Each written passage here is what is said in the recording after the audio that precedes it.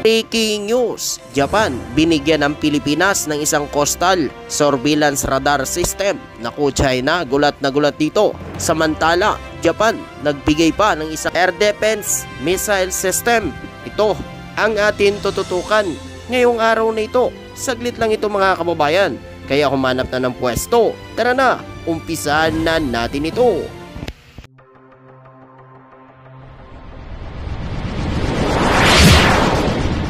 Trumpang Hilonggo. Please subscribe and like and share. Ayun, magandang araw po sa inyong lahat mga kababayan. Welcome back ulit sa ating YouTube channel. So yun po mga kababayan, diba nakaraan lamang po ay mayroong pinirmang kasunduan ng Japan at ang Pilipinas. So kasama po dito mga kababayan, ang Pilipinas natatanggap ng coastal surveillance radar system mula sa Japan.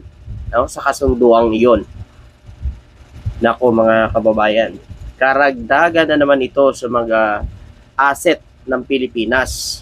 At alam naman natin na talagang kulang na kulang pa tayo sa mga kagamitan tulad nito na mga coastal radar system. Kulang tayo nito mga kababayan.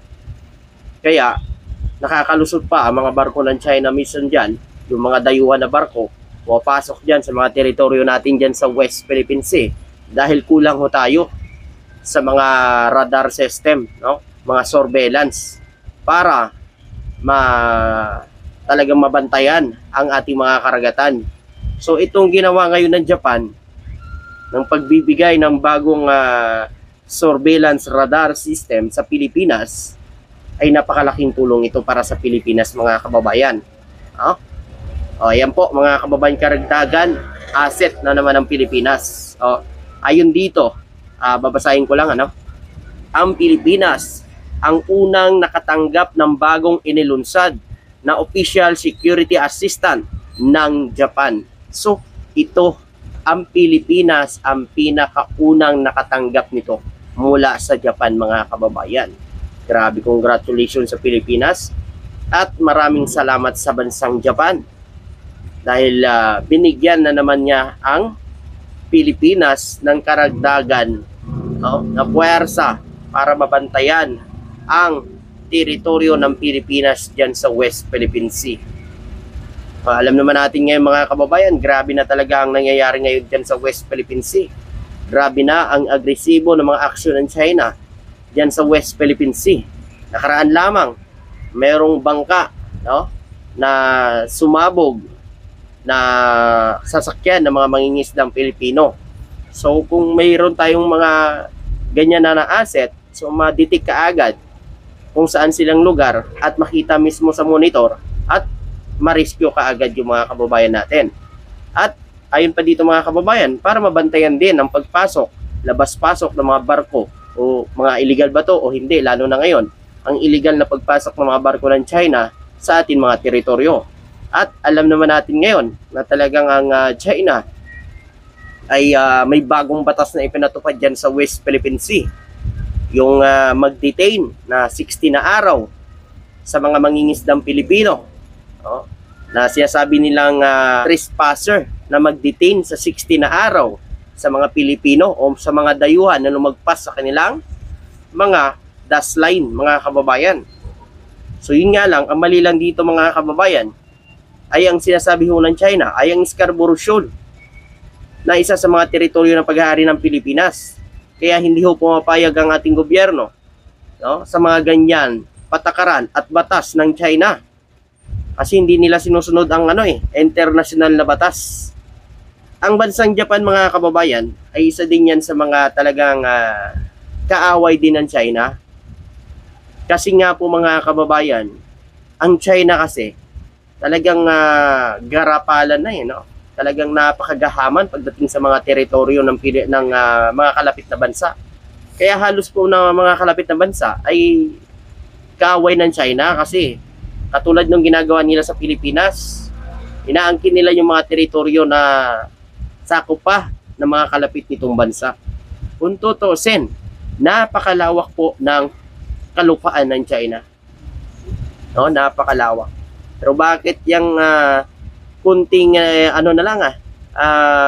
kaunti na lang na pag-aari pa ng Pilipinas ay sasakupin pa ng China. Kasi mga kababayan, ganun talaga. Nandyan ang pinakamaraming yaman dagat sa West Philippine Sea. Kaya ganun na lang ang ginagawa ng China. Di ba? Ganun na lang ang pangaharas at pangaharang ng China kasi nandyan ang yaman sa West Philippine Sea. Yun nga lang, ang yaman sa West Philippine Sea, yaman ng mga Pilipino. Ayun.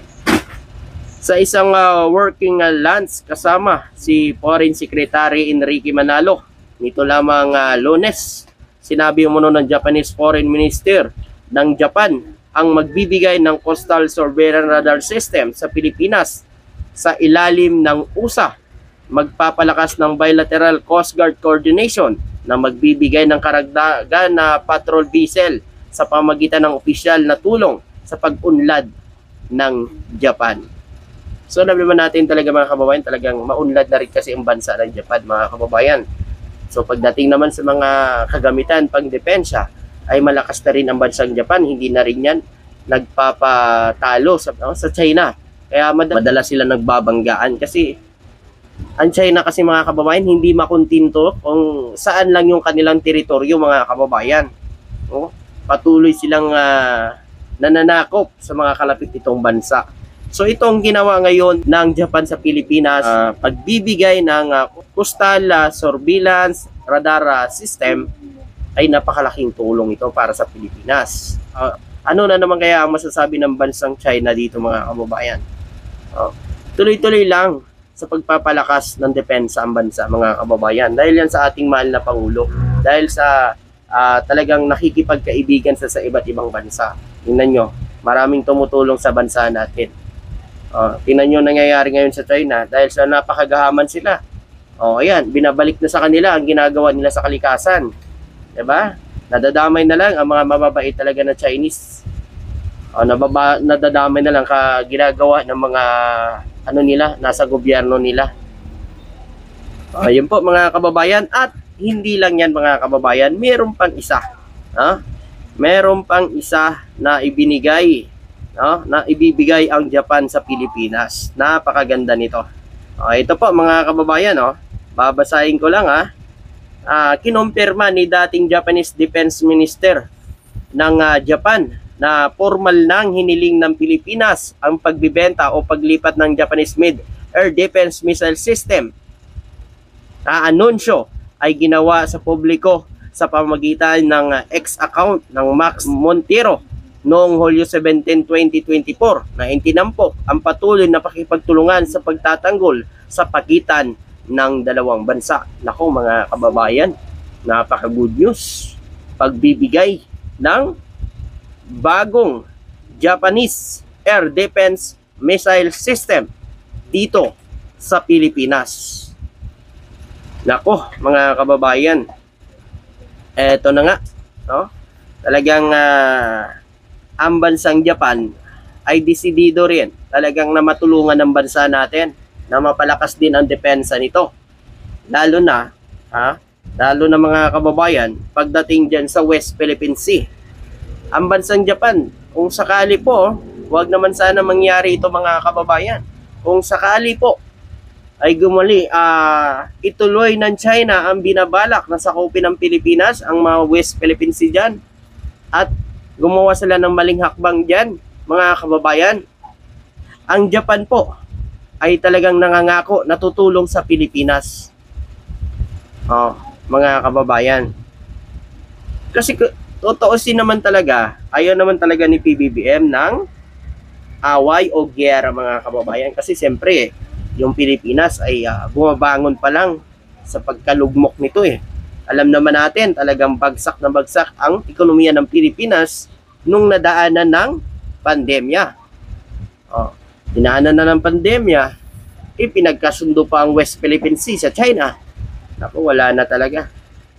Ayun dito, ang ugnayan ng depensa sa pagitan ng Japan at Pilipinas ay makabuluhan, lumakas nitong mga nakaraang taon. Ito naman kasi mga kababayan, Lumakas talaga kasi nagsanib puwersa ang Japan at Pilipinas na alam naman natin talagang karibal ng China itong Japan diyan sa mga teritoryo din ng mga teritoryo din ng Japan na pilit umano pinapasok din ng China, no?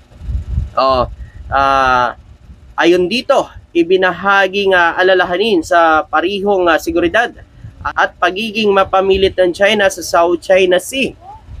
Kasi ang China kasi mga kababayan, kahit hindi na nila teritoryo yan, gusto pa rin nilang kunin yan.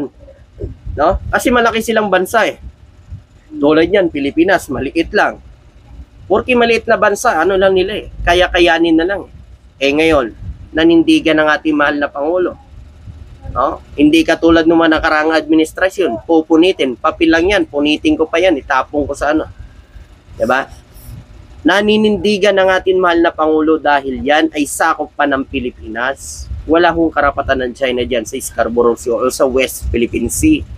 Dahil sakop yan ng Pilipinas, mga kababayan. Ganyan dapat, no? Ang mga nakaraang presidente. Hindi dapat sila nakikipagkasundo sa mga kalapit nitong bansa. Kasi yan ay pag-aari ng Pilipinas. Hindi naman tayo makikipagyera eh. Igiit lang ang karapatan natin at may tamang batas. No? May batas sa karagatan. No? Ang UNCLOS mga kababayan, hindi kasi sinusunod yan ng China. Dahil kung sinusunod nila yan, nako mga kababayan, wala akong kaluguluhan dyan sa West Philippine Sea. No? Ayon dito mga kababayan, ang parihong mga bansa ay pinahusay ang kanilang stratehikong kooperasyon sa pamamagitan ng iba't ibang kasunduan sa magkasanid na pagsasanay militar at paglipat ng mga kagamitan. Binigyan ng Japan ang Pilipinas ng mga patrol vessel upang palakasin ang mga kakayahan nito sa pandagat, habang ang dalawang bansa ay nagsagawa ng joint naval exercise upang mapabuti ang interoperability at kahandaan. Ang lumalagong partnership na ito ay sumasalamin sa kapwa pangako sa pagpapanatili ng katatagan at seguridad sa rehiyon ng Indo-Pacific. So, di ba? Mga kababayan. So, magtutulungan talaga yan ang bansa Japan at Pilipinas. So, yun po mga kababayan. Eto ay pagkakapakita lang ito sa mga pangako talaga ng Japan na tutulungan ng Pilipinas na mapalakas pa ang depensa ng bansa. So, kayo, papayag ba kayo? Siyempre, ako papayag talaga ako mga kababayan. Napakaganda ng offer ng Japan sa Pilipinas. So, yun po mga kababayan, magandang araw at magandang hapon po sa inyo lahat. God bless at magandang araw po.